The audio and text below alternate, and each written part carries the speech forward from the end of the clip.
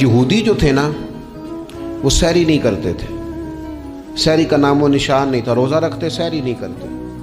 تو نبی پاک صلی اللہ تعالیٰ علیہ وسلم نے فرمایا ہمارے اور یہودیوں کے درمیان فرق ہی سحری کا ہے، اور نبی پاک صلی اللہ تعالیٰ علیہ وآلہ وسلم نے فرمایا سحری کھایا کرو، سحری کھانے میں برکت ہے۔ اور اگلی بات سننی ہے آپ نے تو خوش ہو جانا ہے، سحری کو معمولی نہ سمجھے، سحری کرنا عبادت ہے۔ ہاں آپ مت سمجھیں کہ میں روٹی کھا رہا ہوں، یہ تو میرے سامنے دہی رکھا ہوا ہے، یہ تو سالن رکھا ہوا ہے، یہ تو اچار رکھا ہے، تو چپاتیاں رکھی ہیں۔ سحری کھانا عبادت ہے۔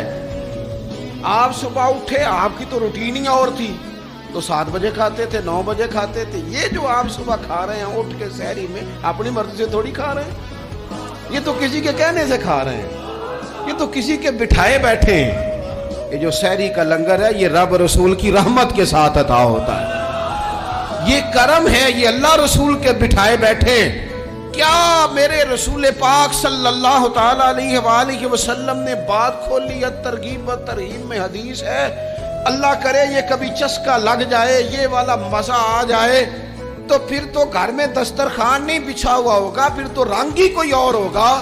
حضور فرماتے اللہ تعالیٰ اور اس کے فرشتے سحری کھانے والوں پر رحمتوں کا نزول فرماتے ہیں۔